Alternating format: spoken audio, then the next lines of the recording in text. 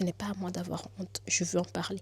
Si on me montre du doigt en disant « Cette fille a été V par son géniteur », montrez-moi du doigt.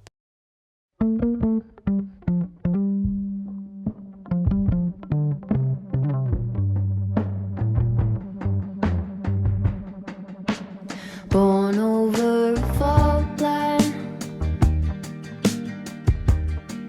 bad teeth and worse habits,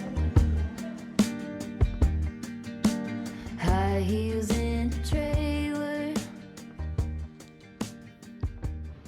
Alors les gens, je suis au musée de la bande dessinée là, dans les archives. Normalement je vais le faire il y a quelques semaines mais j'ai pas eu le temps.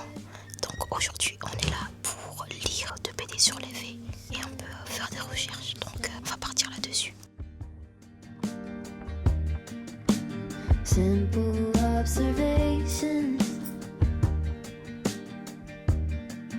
of a tired out complaint.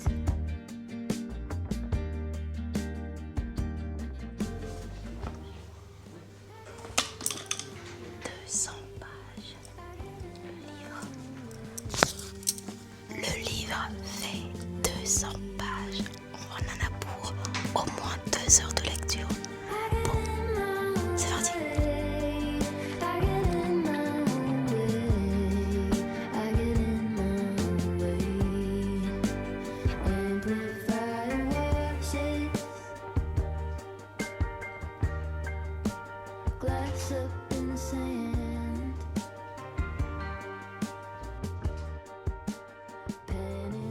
c'est parti.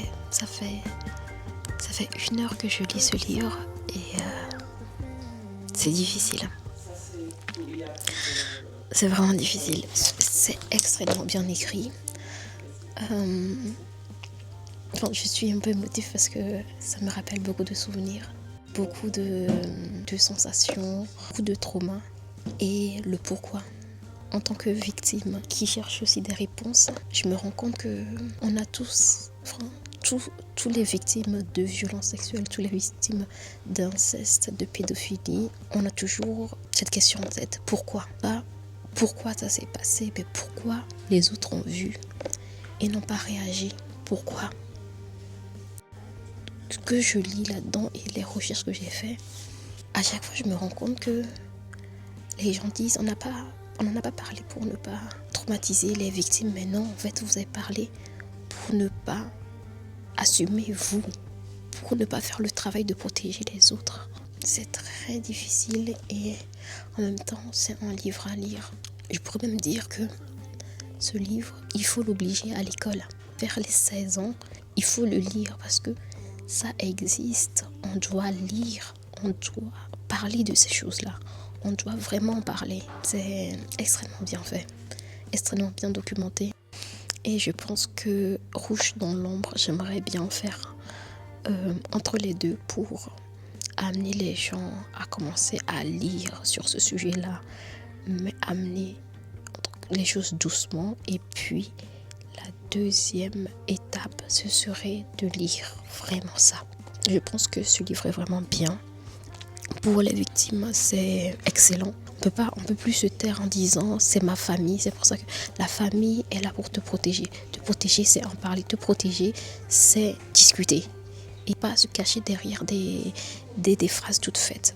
Comme l'autrice durant ma carrière.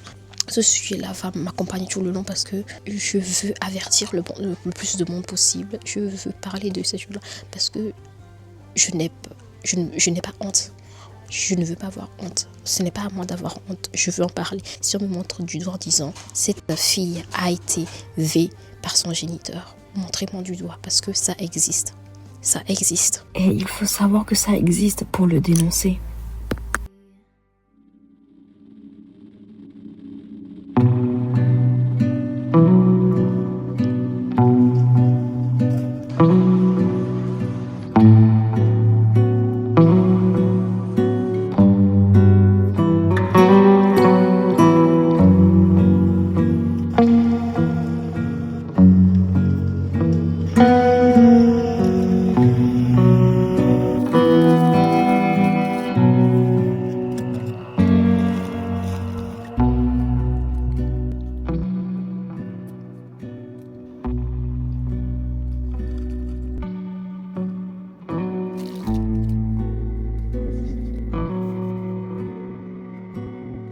Et oui, comme vous l'avez compris, on change complètement de décor.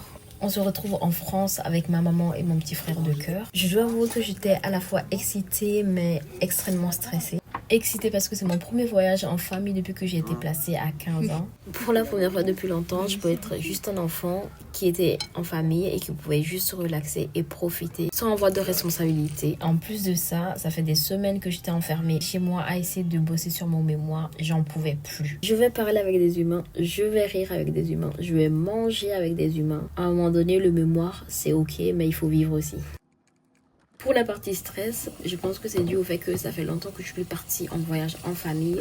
J'avais plus de responsabilités, je devais vivre avec 2 personnes. J'avais trop peur de faire tout faire foirer parce que vivre tout seul depuis ses 17 ans et partir en voyage pour la première fois depuis au moins 10 ans avec une famille, c'est pas la même chose. J'ai toujours habité toute seule, j'ai toujours pris mes décisions pour moi. C'est beaucoup de stress parce qu'il y a toujours une pression de est-ce que je vais savoir bien me comporter en famille. Ça peut sembler bizarre, mais c'est vraiment une peur pour beaucoup de jeunes placés parce qu'on n'a pas eu ce code-là. On n'a pas eu ce code-là et on doit tout réinventer par nous-mêmes. On a tous des histoires traumatisantes, on doit vivre avec ça et l'air de rien.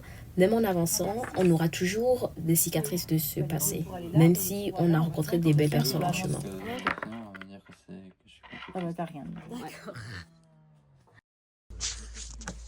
Ah si, hein, je sais pas. Oui, je te dis oui. Non, je sais pas là.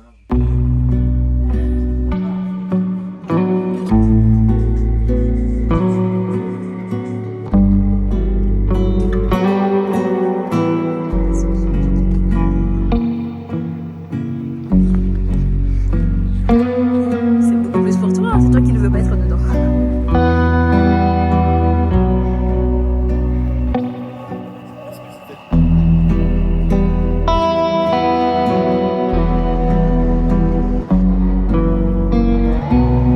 Oh my god. Elle est vraiment bonne, hein. Mais on va pas... Non, j'y vais pas. Là où il veut que j'aille. Là. Non, j'y vais pas. Oh.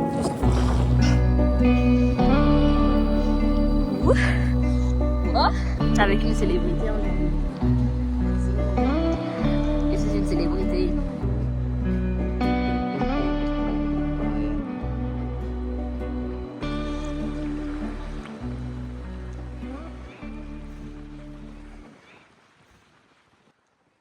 Alors, est-ce qu'un voyage en famille est un voyage en famille sans les visites du château? C'est la base, n'est-ce pas? Donc là, on est parti pour visite du château.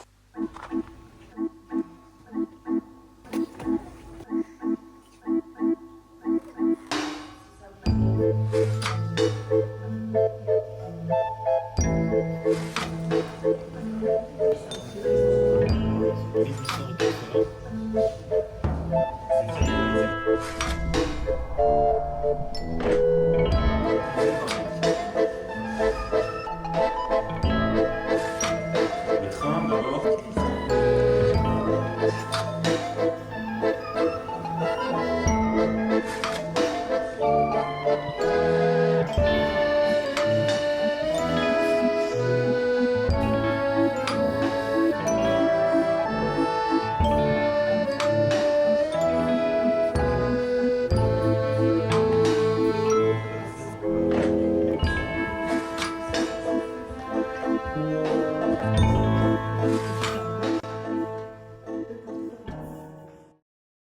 Et l'après-midi, bien évidemment, on a un peu dessiné.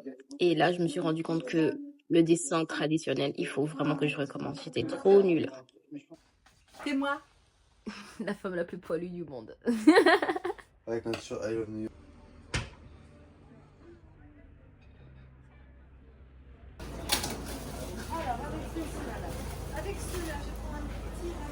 Bien évidemment, le dernier jour, on s'est régalé. Ça a été crustacé à gogo. C'était trop bien. Et même en faisant le montage, ça me donne trop envie. J'ai goûté aux huîtres pour la première fois quand j'avais 20 ans. Au départ, je trouvais ça dégueulasse, mais depuis, j'arrive plus à m'en passer. C'est trop bon ce truc. Je peux comprendre qu'on n'aime pas, mais je vous jure, c'est une dinguerie. On a bien tapé dedans. Pour faire descendre tout ça, on a été faire une petite balade dans la ville. Et je pense que le seul truc que je peux envier aux Français, c'est le pain et les crustacés. Ou sinon, pour le reste, la Belgique, ouais, je pense qu'on est bien quand même. Ok, je vais aussi rajouter les plages, mais à part ça, la Belgique c'est bien.